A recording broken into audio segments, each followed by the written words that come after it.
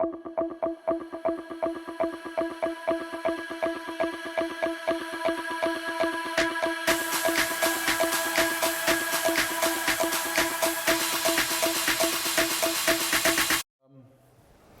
yeah, here's another example of the helical forms that the plasma like to take as a CME we were talking about earlier, the coronal mass ejection coming off of the sun and those filaments winding into a double helix. When I was a kid, I was into photography and did my own Kirlian photographs on film, old school style, with, I think I used a ignition coil out of a car for a high voltage power supply. The same ignition coil that fires the spark plugs in your car. You can get about 20,000 volts off of there.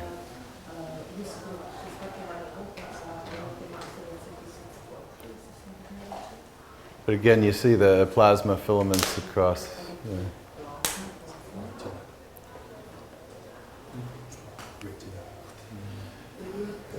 So all my years of tinkering and experimenting had kind of culminated into the Therapy. Probably most of you are familiar with. Anybody not know about the Therapy? Yeah, a few people. Basically, it's a plasma device. I started working with Royal Raymond Rife. Is anyone familiar with Royal Raymond Rife? Anyone not? Royal Raymond Rife back in the 30s was a brilliant engineer, and he created RF type of radios with the old school tube technology that drove the plasma. So you remember how I was talking about in the microwave ovens when the metal was in there, it created that plasma. That's using the RF frequency of the microwave to create the plasma. And that's how it heats your food, because the water molecules in your food are a dipole. It resonates those molecules and vibrates them really fast, and that's where the heat comes from in the microwave. This was Rife in the 1920s. He built what he called the universal microscope, and it had about 1,200 moving parts in it. And he was good friends with Carl Zeiss, and Zeiss made the prisms that he required. And what he was doing was he could see beyond the theoretical minimum wavelengths of light. And he did that with these special optics that he designed to cause interference patterns. And so he was able to see very small things. And he used them to study tissue cultures and tissues from living laboratory lab rats that he inoculated with viruses that he had isolated that he believed were a cause of cancer. And he would grow a tumor in these rats, you know, almost equal in weight to the rats, a really big tumor. And he would surgically remove the tumor and then treat them with his Rife machine using plasma and killing off those viruses that were in the rat to cause the cancer. And they lived to be of old age.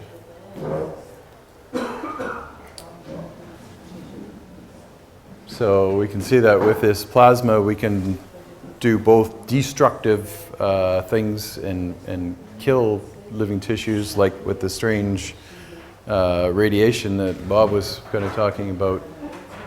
It can be done on a larger scale as well. And another one of my heroes back then was Wilhelm Reich.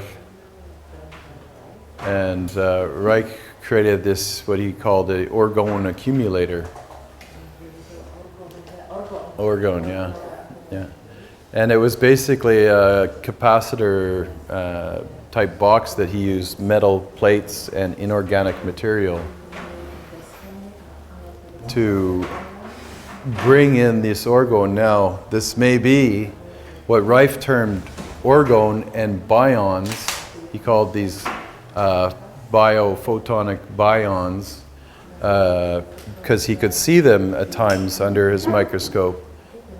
And when he accumulated a lot of orgone, and they had a blue glow to them. He was able to load them? To attract them with the orgone accumulator. And interestingly enough, he said that his orgone accumulator didn't work very well during stormy days when there's a thunderstorm and that. So going back to what Bob was saying about the psychic person with the telekinesis, there's too much other energy in the air that was robbing the orgone or the bions and could very well be neutrinos. So yeah. So Shishkin, who I was referring to earlier, I translated a piece of his work which is on the Trinity Institute, and the paper was called "Where is the Atom Battery?" And in part of this he says, soft X-rays with energies of up to 10 kiloelectron volts are constantly recorded under any rapidly occurring mechanical and electromagnetic effects on matter, and are associated with the formation and destruction of energy clusters. Before I ask the next question, or rather read the rest of the statement, does anyone know what static electricity is? Experienced it? That's how you make it? Very close. But how can that be possible? The electrons can't stick together, right? They always repel each other. They don't stick to each other, they stick to Okay, but you know, you can have static in the air, can't you? If they're not free electrons and they're not stuck to a surface, are they stuck to particles? They have to become coherent. There we go. This is described in detail in one of his papers. Energy clusters are quasi-stable formations. They are constantly present around us, but fundamental science, as a rule, does not notice these formations. Energy clusters have many names. Tesla called them radiant energy. Wilhelm Reich called them orgone energy. Georgy Messias called them ectons.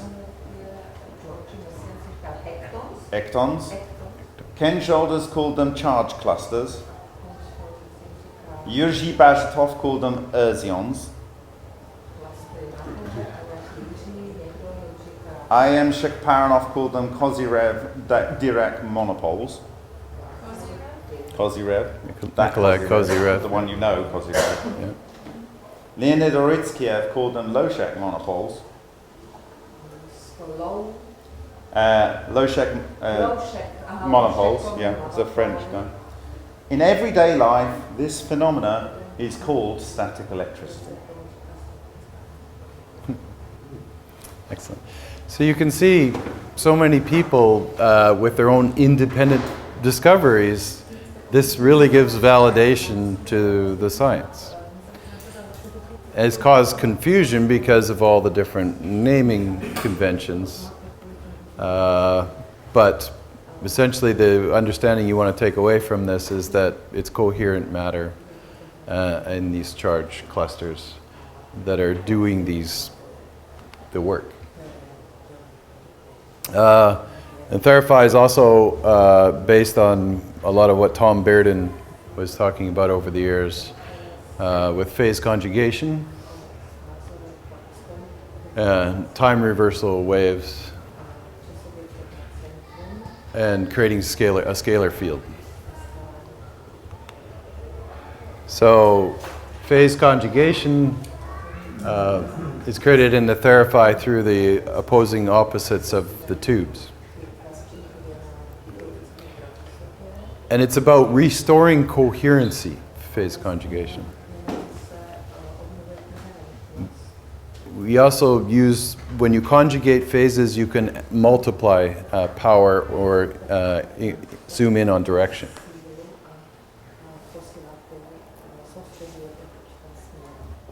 So this is the idea of a phase conjugate mirror. And if you had a regular image that goes through a piece of distorted glass, like a warped window or a Coca-Cola bottle, in the mirror you're going to see a distorted image. But the phase conjugation is a way of restoring the incoherence. So as your image goes through, it gets distorted, and the phase conjugate mirror can restore back to order.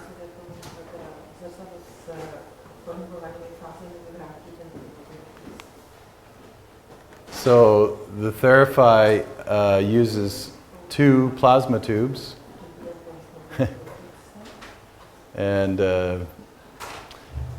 after creating it, I thought, you know, this is really just like the hieroglyphics in Dendera with the light tubes people talked about.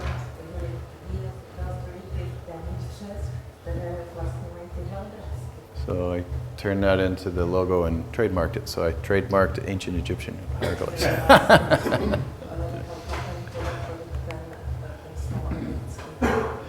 So, yeah, I played with a lot of different tube configurations.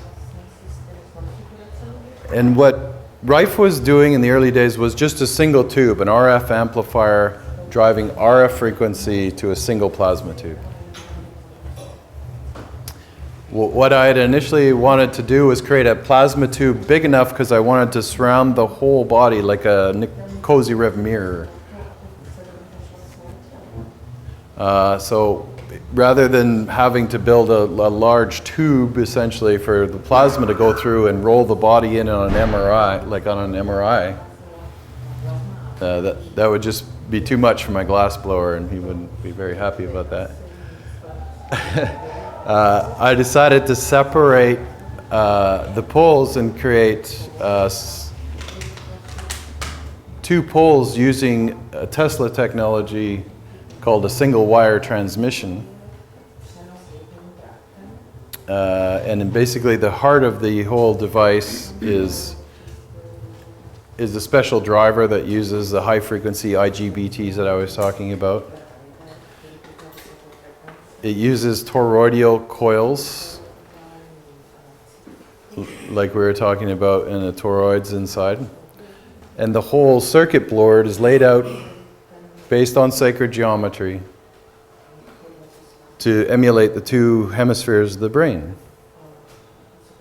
Or, as we've been seeing over and over, to create this 2 counter-rotating fields was the ultimate goal in the end. So at different pressure or in vacuums, you get different types of plasma. These ones are what Tesla called, well, it's halfway in between a brush plasma. A brush plasma is what you'd see in one of those little toy plasma balls. And so this is on its way to becoming more coherent. And these are really strong, sort of lightning type figures. But what plasma does in this is creates the ultimate fractal antenna. And so the idea is to drive these things with a compression wave, like we were talking earlier, the longitudinal waves. So a good way to explain that is when you took a slinky on the ground and you pushed it, and you have the wave would bounce up and down on the spring. If you moved it to side and side, would be a transverse wave. So initially I was using internal electrodes and put the electrodes into the tube tangentially to give a twist into the tube. And because one would be facing you this way, it would rotate clockwise, and the other one would be at above you, behind your head, rotating counterclockwise. So it's creating, as we see in the vortex, those vortices that are 180 degrees out of phase. As well as the configuration of the power, and I used a very special Tesla coil, which was not commonly known about. And there hasn't been very many practical uses for Tesla coils other than making lightning and having shows. But they basically, they're an air coil and they didn't have an iron core inside of them. So they didn't have any thing like a hysteresis that was created within the magnetic core that would slow the energy down. So they're very good oscillators. And what evolved out of those was the ignition coil for your car, one practical kind of application, and the eventually a flyback transformer that drove the CRT tube in your original televisions, those old televisions with the big tube. And it was Sir William Crookes that came up with that CRT cathode ray tube. So I modeled the next design on that tube to have both the spin and incorporate phi ratio. This is 1 to 1.618.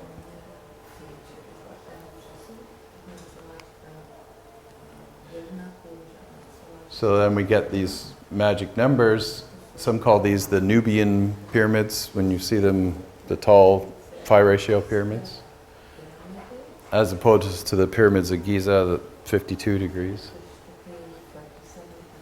These have 72 degrees in them. It's 1 to 0.618.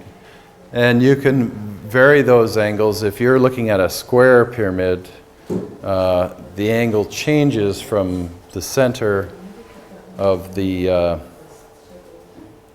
pyramid out to the corner. And the Russians experimented quite extensively with these type of pyramids in agriculture. When they put them into the fields, the crops flourished. And they actually found plants that came back that were known to have gone extinct. So just the geometries themselves have a very powerful effect on living things. So the pentagram is sort of the perfect shape for phi ratio. It's phi everywhere. And so with that 72 and 36 degrees, another key number that you get out of this is the 108. And you see that 108 number over and over again as well. Connected with the water molecule. Yeah, there we go. So the water molecule, as we discussed, was a dipole, so a single oxygen and two hydrogens. And you get the positive charge on the oxygen and the negatives off the hydrogen. But that bond angle is capable of stretching 15 degrees in either direction. The more energy you put into the water, the more it expands and opens up that angle. And so when we were talking about structured water earlier, when you have ions from different minerals in the water and it's naturally flowing in a stream and going through vortices that go clockwise and then counterclockwise. When you see a stream in nature, it never goes in a straight line. And if it does, you know man's been messing with it. And they were like, well, the most efficient way to get water from point A to point B is a straight line. And then they wonder why the fish die in the stream, the trees dry up on the side, so on. It's because they took the vorticities out of it. So when the water turns the bend, it rotates in spirals clockwise into the curve, and then reverses and spirals counterclockwise out of the curve. And so the water will move across the land, and those vortices within the water is what's energizing to the water. So again, you see the 0.618 to the 1s everywhere, and the phi 0.618.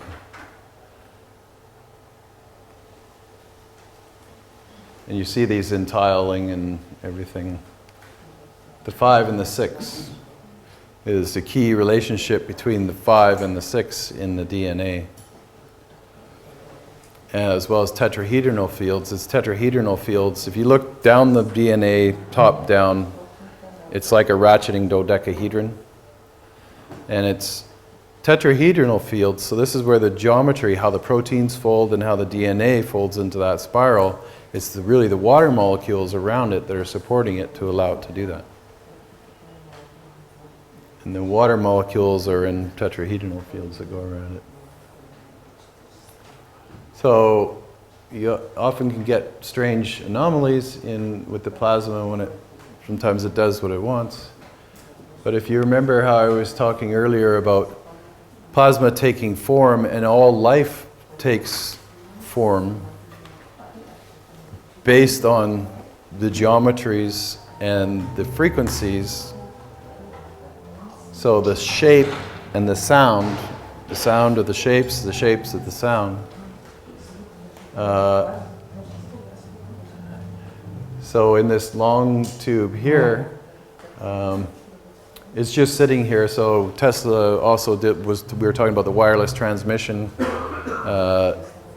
You can place a tube anywhere within the vicinity of the Theraphi and it lights up with no wires whatsoever.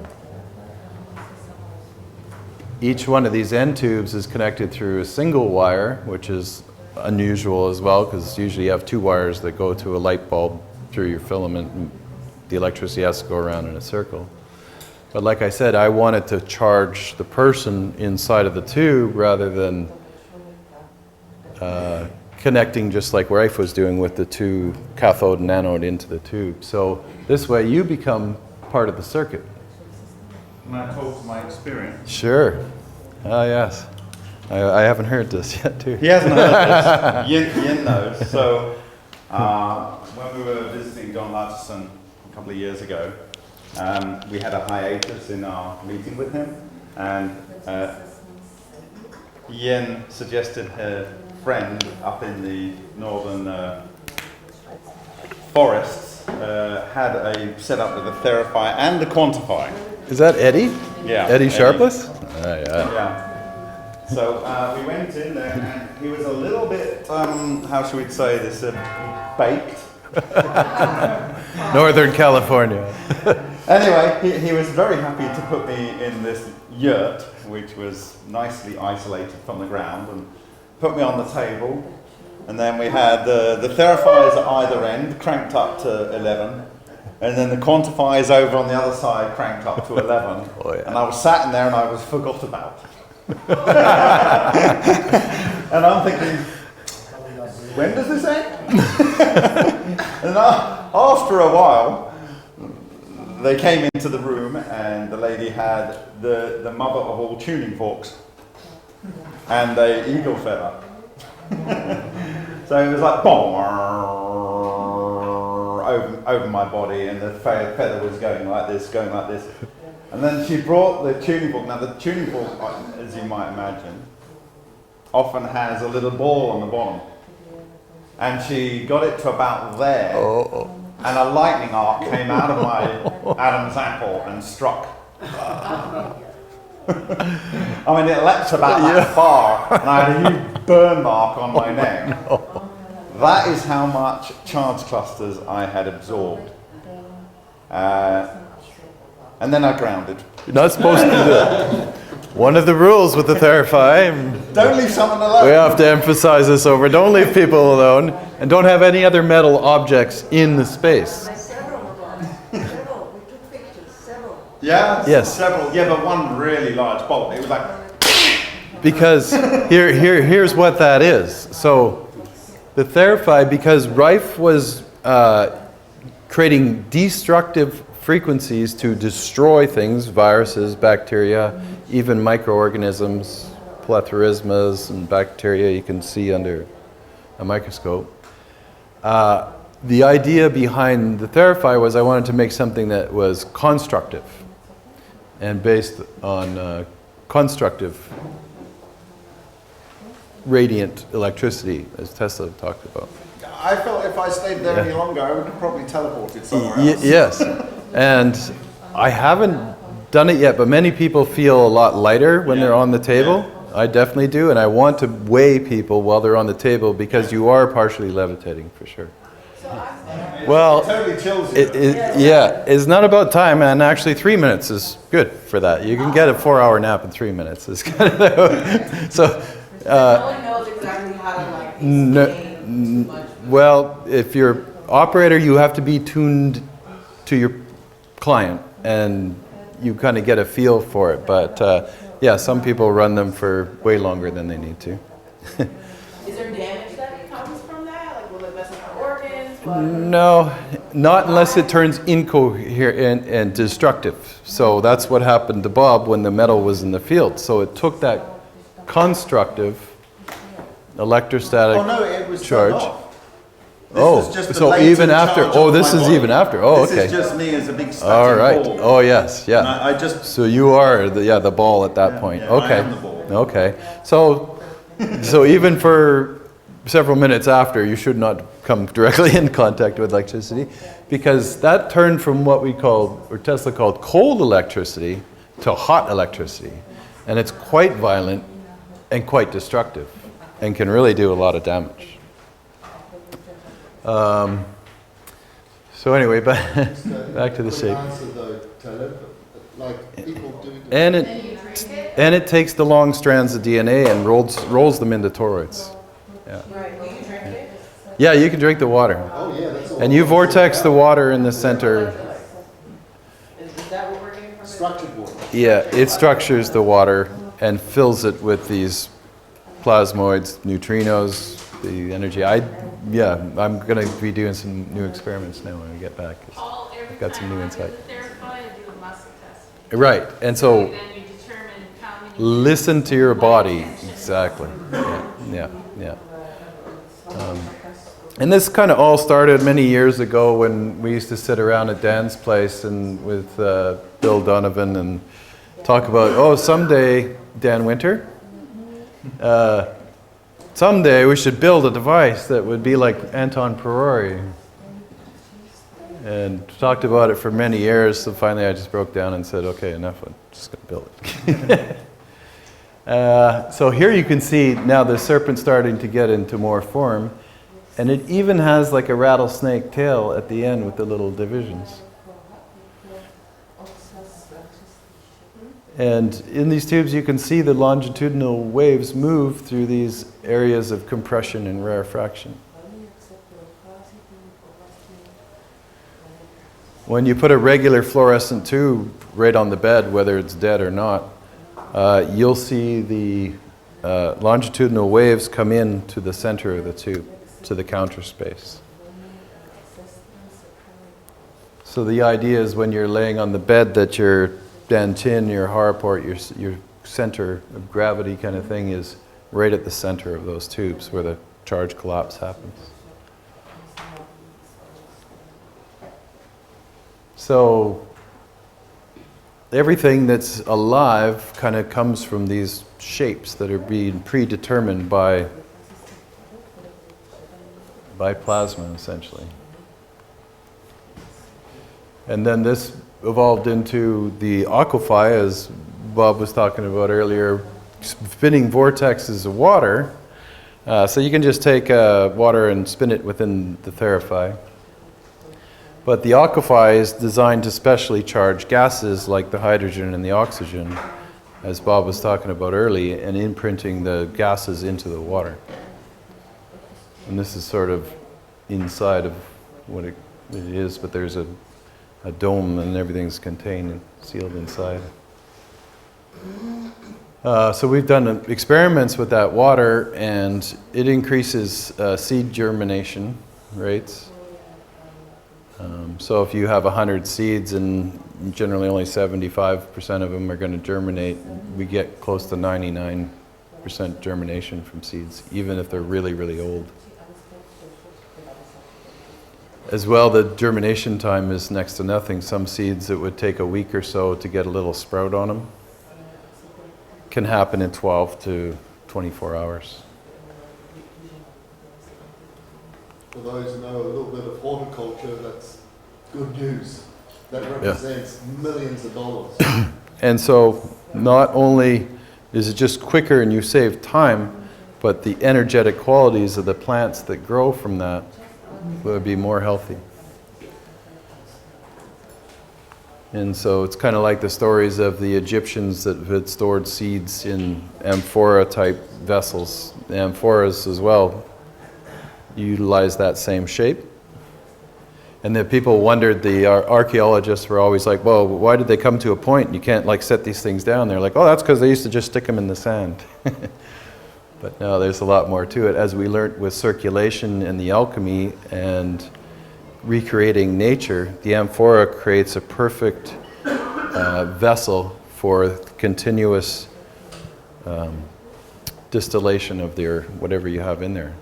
So the currents move around and around. Yeah. Yeah. You can. You can, because the water has a way, and these things, plasmoids or what have you, have a way of informing other things next to it. So you can start with a seed sort of crystal. Can I step in? Sure. It does carry that memory charge, but Yeah. if that memory charge is up against the whole of a dizzy water, it just gets reduced. So you need to, in horticulture, we need stations to keep recharging it. So to an extent we can do that, but it does phase out. Yeah. Depends on how messy that water is. If that water is completely erased and clean, it's been exposed to UV, it's been distilled, then it'll take on the imprint better because it doesn't have any messy information in it already. My father was a farmer, and he always taught me that rainwater is far superior to tap water. Mm-hmm. And the best kind of rainwater was that after an electrical storm. Yeah. Why? Well, we already know for the story of Ninel Kelegina that the lightning is sucking all the chi out of the environment. It's making clusters, and that gets bound into the oxygen that's then dissolved in the water. The processes that you're talking about with the vortices creating the structured water and then energizing it is kind of semi-simulating creating rainwater from a thunderstorm. And in fact, in 2018, I was in Sochi in Russia, and they were talking about a program that they were running with some German agricultural company, where they were discharging corona discharge onto water. And then they were feeding that water that was fast flowing under that corona discharge in air into germination and growing young seedlings. Likewise, very fast germination, very resistant to disease, good start in life, strong plants. Mm-hmm. The same with Alexander Shishkin. He produced a cavitation device. The cavitation device is smashing up the water, it's actually making oxygen in there. But it's also creating charge clusters in a different way. The radiation that comes off, which we will talk about, is highly dangerous and lethal within an hour. But the water itself is imbued with these charge clusters. And again, same properties when you feed it to seedlings. What I like about your approach is that there isn't so much of the strange radiation. Yeah. And there isn't so much of the high voltages exposed, they're kind of like encased. Yeah, yeah. So these are practical applications of these type of technologies. And I spent many years working with water and did some amazing things. I made water that glue in the dark and it had a blue fluorescent glow to it.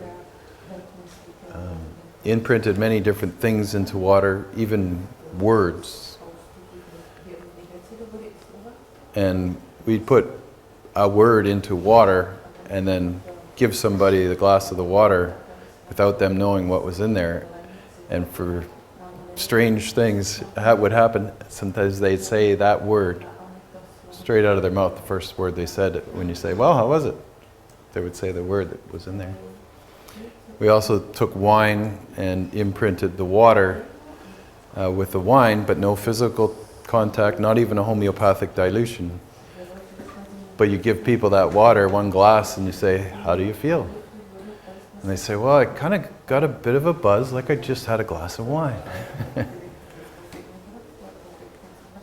And then Gerald Pollack came out with this book, The Fourth Phase of Water, and actually answered a lot of the questions that I had. Because, you know, water is still a mystery to this day. Like, there's a lot of the answers to the puzzle here. But up until this time, most scientists just said, you know, water's an anomaly, we don't really understand it. But that's because the magical combination of the hydrogen and the oxygen. And like plasma, because water is very much like a plasma, because you have the hydrogen bonds that are weak bonds that hold the molecules together. And the covalent bonds and the exchange of the ionization and electrons that are happening all the time in water. So these particular four elements, hydrogen, oxygen, carbon, and nitrogen, are water itself being the key to life, and carbon and nitrogen the key to organic life. There was an experiment done by two scientists named Urey and Miller, and they put those four elements in this hermetically sealed system so it could circulate, but it was just hydrogen, oxygen, nitrogen, and carbon in the vessels. And they heated it up, they cooled it down, they shook it, they did all kinds of things to it, because what they were trying to do is see if they could get those elements to bond together to make amino acids, because the amino acids are the precursor to life. And we saw them earlier, they're the A, G's, T's, and C's, there are four of them that are on the DNA. And one day, one of them got this, they tried that for a long time and did all kinds of things to it, trying to emulate volcanoes or pressure, put it under pressure, did all this stuff. One of them got the bright idea of causing a spark. They said, hey, what if we put a spark into it? So this is one of those Tesla coil, ignition coil things. And that's what they did. They put a spark of plasma into the vessel, and boom, the atoms chained into amino acids. And life, basically the idea was that that's from the primordial soup, how life can come about on the planet. And that was kind of the setup. So with the DNA, and interestingly, these atoms have unique numbers to them too. So with the hydrogen having a single proton, single electron, carbon has six neutrons, 6 electrons. If you had a 1, so if you had a 1, 1, 1, you'd have another neutron in here. So deuterium would be a 1 electron, 1 neutron, 1 proton. And carbon is 666. Nitrogen 777. Oxygen 888. And science has always talked about, oh yeah, is there water on other planets, or is Earth the only place with water on it? Like the old story of like, is Earth the only place with life forms on it? There's no other water out there in the universe, no other life out there in the universe, just us here because we are so great and we know everything. But that's not the case. Obviously they're starting to tell you that, oh, they found water on the moon, and they found some ice caps on Mars, and but the universe is infinitely filled with all of these things, and infinitely filled with life, and the possibilities of life are just it's undeniable at this point. There was a fellow named Walter Russell who was an artist, and one day he got hit by lightning and went into a coma. And while he was in this coma, he basically had this cosmic download. And when he came out of the coma, he just started writing and drawing and showing how everything moved in spirals, and everything, all the elements on the periodic table, he laid out in these spirals. He said carbon is the hinge of the periodic table. And even before the standard periodic table was finalized, that we all know with the squares, using his harmonic nodes, he was able to predict where the elements were that we hadn't even discovered yet, including deuterium and tritium. And he did a lot of drawings that really get a lot of these ideas we're talking about here across, plain and simple. And it was all about balance. It's all about these counter rotating fields and black holes, white holes. And then there's this fellow Winston Bostick who coined the term plasmoids. And he worked for, was he naval research or just So government Winston research? Bostick was Maybe you could tell. part of the Manhattan Project. Yeah. He was brought in 1948 to Project Sherwood. And that was, whilst they hadn't detonated a hydrogen bomb, they kind of knew which direction they were going in. And the idea was to take the technology behind the hydrogen bomb and turn it into domestic fusion. And without credit, they started with electrodes, very high DIDT, that's rate of change of current, 10,000 amp pulses into deuterated titanium electrodes, producing a torus electric current loop and a counter-torus plasma of titanium and deuterons. And then these would come off the guns, and then they would magnetically connect into one current loop this way in a plasma and another current loop this way in the plasma, and they would be launched towards each other over a magnetic field, and when they would go into the center, they would start orbiting around each other. And what you're looking at there is the guns coming together, and he realized that these were aggregating, but they were being, they'd formed something out of two things. And then he added 4, and then he did 8, and in 1957 he published widely. So this would be 4 coming in, and so there's the 4. These are the 4 launch points, and they would come into a tori made of tori. And though he never knew it in his lifetime, he was creating toroidal moment bearing structures, or rather it was never publicly admitted. I think in one of your videos you say they are self-organizing structures. Does it mean that at the lower level until to the Planck length, they are then creating this fractal structure? Well, I would argue twice the Planck length, because you need a yin and a yang always. So but very minuscule. Yeah. So whatever level you start at, you can build up from this, as above, so below, and as a below, so above, by building down. It kind of needs to self-organize backwards So to maintain stability. Downstream it's Yeah. self-organized, so to say, and Yeah. I can go higher by putting in more energy. You have to put in more clusters. More- Yeah. Yeah, and yeah, just a little bit more about how what we already talked about, the magnetic fields around the plasma lines, and then his papers became hard to find, and I think there's still a lot that he'd written that's still not available today. There's a really good book that references a lot of this by Robert Temple. Yeah, it's called The New Science of Heaven. Yeah. And so I'd collected a lot of these papers over the years, and when I read that book recently, It's like I had all these little pieces of the puzzle over the years, and that just kind of nailed it and put it all together. Just like Bob has done too. With all the cold fusion stuff, I kind of discovered in some of my reactors that I was building, not trying to look for cold fusion, but do other chemical processes and things like that, that cold fusion reactions were happening. And